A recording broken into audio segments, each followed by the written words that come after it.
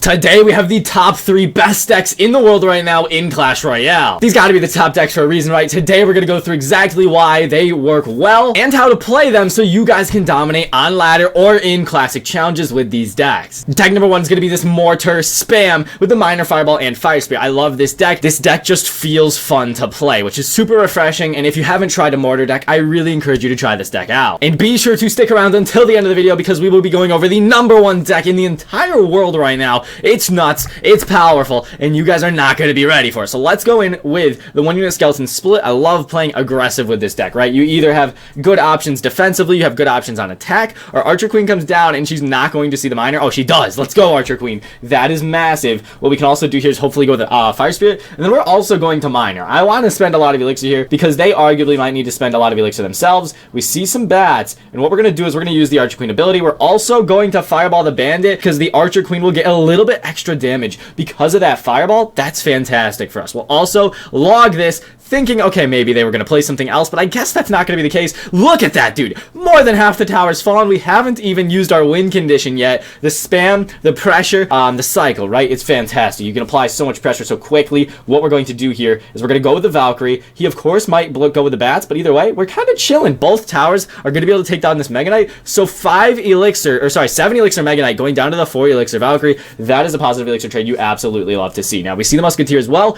Going to be excellent Fireball value here for us once again. Now, if they have the Bandit, we have our 1-unit skeletons. We have so many great answers here, guys. What we're also going to do is use the Fire Spirit here on defense in order to kill those bats. The Miner goes down. I'm wondering if he's going to try and Bandit in front of this Musketeer. He's not going to get it down, though, and that's going to mean she goes down. Baby, he might go with the Bandit here soon. I'm thinking, right? Maybe he thinks we're low on Elixir, potentially. What we're going to do here, guys, since he doesn't have the bats, which would be a direct answer to this, we're going to go with the Mortar here. He's going to Bandit or Mega Knight, and I guess the Mega Knight was going to be the choice, and look at that. That's going to get free lock, a ton of damage. We do have to make sure we can, of course, defend this Mega Knight, but I'm not entirely worried about that because the Mortar and Valkyrie will just tank. The Archer Queen can put in that work, and other than that, I mean, this Mega Knight's going to get shredded. I don't think it's going to get through the Archer Queen, even though she's not super tanky. She has enough HP to get it done, and holy cow, we have an entire tower down. This man has barely done anything to us. You guys can directly see why this deck is so good. It is straight up just that powerful, guys. I don't know what else to say except you're welcome. It's a lot of fun to play as well. Of course, you gotta love that. I'm hoping he goes with the bats here on our Mortar. Probably will, but maybe not. There they are. The bats get taken down. The Valkyrie comes down. We're gonna go with the Archer Queen here. We're honestly gonna bait his Valkyrie over with these skeletons.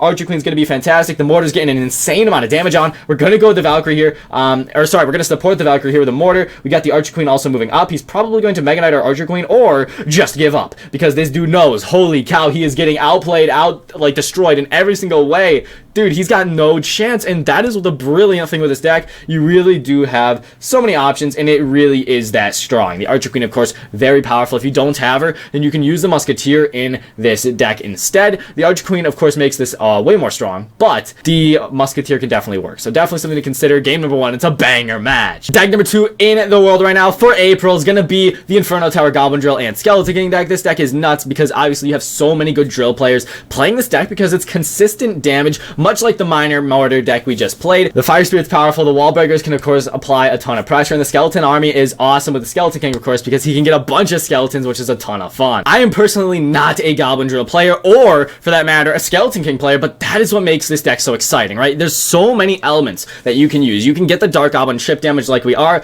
You can get the Fire Spirit chip like we are. You can also Goblin Drill on defense. You can Goblin Drill on attack. You have the double building special, baby. So what's interesting here is obviously we didn't really need to do that, but it's kind of nice we did because now, we forced out the bats, so that's fantastic. We're going to go with the Skarmy. Let's see if he's got an answer to that. No Zap spell comes down, but there's the log. So what we're going to do here is we're going in, dude. We're going in with all of this. I'm wondering what he's got, right? Mini P.E.K.K.A comes down and a Fireball. That is 8 Elixir to counter our 7 Elixir. Something interesting to think about. Let's go in with the Goblin Drill here. I don't think we're going to need anything for that Mini P.E.K.K.A. He is catching us with the Wall Breakers, though. We cannot lie. I was not expecting them. The Dark Goblin will hopefully put in some good work here. The Goblin Drill as well. Not too bad, honestly, because even though he did get both those Wall Breakers to connect, look at that right side tower. That's a good trade if I've ever seen one. What else does he got, right? That's what I'm wondering here. Let's go in with the Wall Breakers. He might need to Fireball these. He might need to log them. Probably a log, actually. Yeah, that's what he's got. If he didn't have the log, though, I'm not sure what he would have done.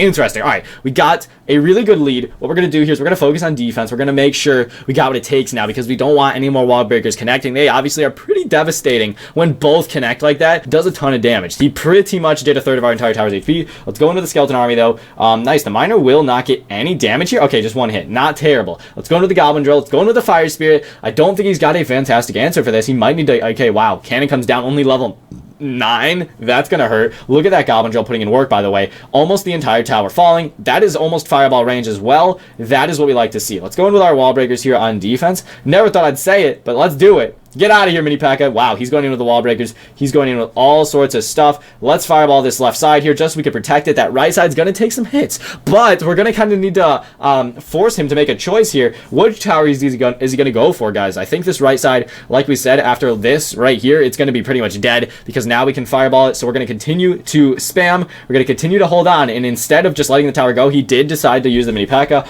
Honestly, not the move, in my opinion. Let's go in with our Fire Spirit and Skeleton King ability. We didn't really need it, I guess. That is all good. The Inferno Tower here is going to put in some work. Let's go to the Skeleton Army in case he goes with Wall Breakers. We're going to go in with our Goblin Drill and Dark Goblin. The Goblin Drill here is just to defend. All we got to do is defend now. Defensively speaking, this deck is fantastic. You have the splash damage with the Fireball and Fire Spirit. You have the splash damage on the ground with the Skeleton King. You have the double building, like we said, which is just a super powerful element that not many decks carry. Let's go in with our Inferno Tower once more. And honestly, let's just Fireball this really quick. I guess we didn't even need to. We just fireball nothing, and the thing is, it doesn't matter. We're out here still easily have enough elixir to defend and such, so that's gonna be another win, guys. These wins are coming so easily. Very, very awesome deck in Clash Royale for deck number 2. And deck number 1, the most powerful deck in the game, arguably, the Giant Graveyard Dark Prince variation. This one I like a lot because the minions are stronger than the bats, right? They do not get one shot by the snowball. They don't get one shot by the NATO. They're very powerful, and the Archer Queen, of course, we gotta include because she is so good. Once again, if you don't have her, use the Musketeer, use the Skeleton Dragons, use something else. There are substitutions that can be made, but this deck is fantastic, and it's number 1 for a reason, so let's get into the final battle of the day. This deck is all about that one special push that takes the entire tower. We gotta find it sometime this match. Alright, let's go ahead and cycle, because I'm really not vibing with our starting hand here. We're just gonna split up a Skarmy.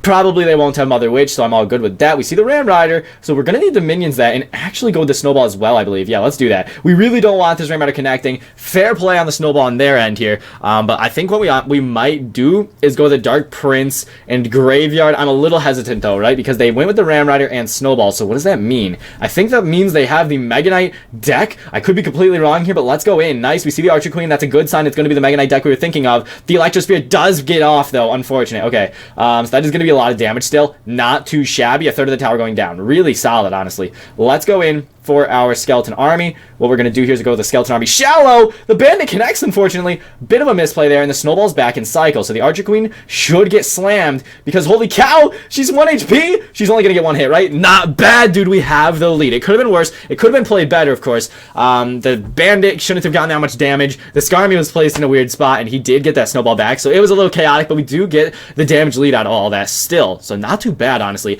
And so we know he's got Snowball, Electro Spirit, and that's pretty much it, dude. For our Graveyard, that is. We're going to go with the Archer Queen in the back because, oh, he's got Lightning. This is actually bad. This is actually very bad. So he's going to probably Lightning that.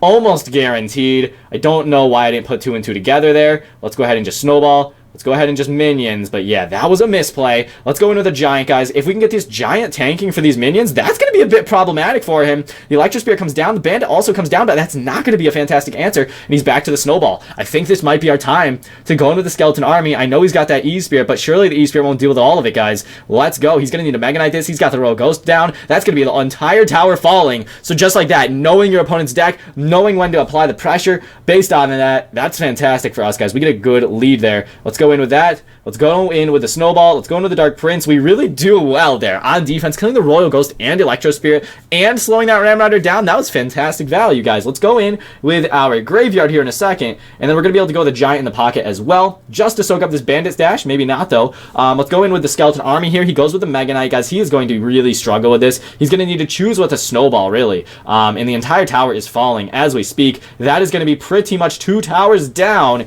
and he is not going to have the Snowball on on defense now, or sorry, on attack, to help out this Mega Knight. So he's really going to need to pick and choose what he wants to do here. Let's go into the defensive graveyard as well, right? We're really going to cause a lot of chaos on the battlefield here. Let's go in with our Archer Queen. Let's go in with our Snowball. We're going to play this one patiently. The Archer Queen will be able to take out that Ram Rider, which is really the only important thing we needed. 4 seconds left. Let's go ahead and arrows this left side in case he tries to take it down. That's going to be game over. And even if he did take that right side tower, that left side tower of his would have easily gone down with one more graveyard, one more Archer Queen in the pocket. You already know that was a fantastic win. So 3 games and 3 easy wins with the best decks of April. I do hope you guys enjoyed. And if you want to see more content, more best decks, be sure to subscribe and stay tuned down below. But hopefully you have a fantastic day. Master Diddy-san, out.